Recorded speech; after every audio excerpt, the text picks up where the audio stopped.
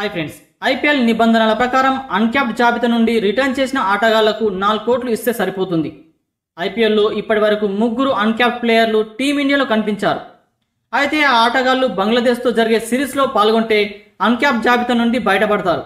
వాళ్ళు ఎవరో ఓసారి ఈ వీడియోలో చూసేద్దాం. ఫ్రెండ్స్, వీడియోని చూసే ముందు వీడియోని లైక్ చేసి ఇలాంటి మరిన్ని వీడియోల కోసం ఇప్పుడే మన ఛానల్ని సబ్స్క్రైబ్ చేసుకోండి. అయితే భారత్ బంగ్లాదేశ్ మధ్య ఆదివారం అంటే అక్టోబర్ 6 నుండి 3 టీ20ల సిరీస్ ప్రారంభం కానుంది. ఈ సిరీస్ కు ఎంపికైన టీమిండియాలో 3 కొత్త ఆటగాళ్లు కనిపించారు. వారు మయాంక్ యాదవ్, నితీష్ కుమార్ రెడ్డి, హర్షిత్ రాణా.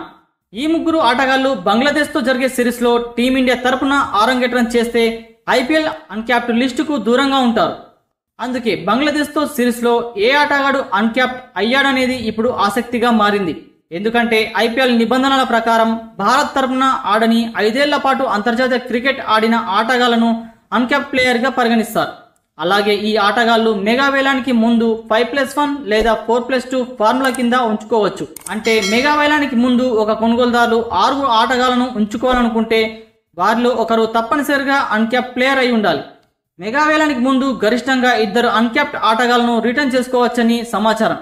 తద్వారా అన్క్యాప్డ్ జాబితాలో ఉంచిన ఆటగాళ్లకు కేవలం 4 కోట్లు మాత్రమే ఇస్తే సరిపోతుంది.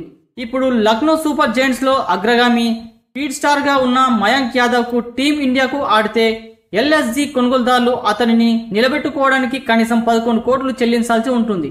అదేవిధంగా అన్క్యాప్డ్ జాబితాలో సన్ రైజర్స్ హైదరాబాద్ కొనుగోలుదారు నితీష్ కుమార్ రెడ్డి ఎంపికైతే 4 కోట్లు ఇస్తే సరిపోతుంది. అదేంటంటే బంగ్లాదేశ్ తో జరిగే సిరీస్ లో టీమిండియా తరపున ఆడితే అతడి కనీస రిటర్న్ మొత్తం 11 కోట్లు ఉంటుంది. ఇక చివరిగా కేకేఆర్ పేసర్ హర్షిత్ రాణాకు కూడా ఇదే నిబంధన వర్తిస్తుంది. గత సీజన్ లో కోల్కతా నైట్ రైడర్స్ తరపున మంచి ప్రదర్శన చేసిన రాణా బంగ్లాదేశ్ తో జరిగే సిరీస్ లో ఆడితే అతడికి కనీస రిటెన్షన్ ఫీజు 11 కోట్లుగా ఉంటుంది.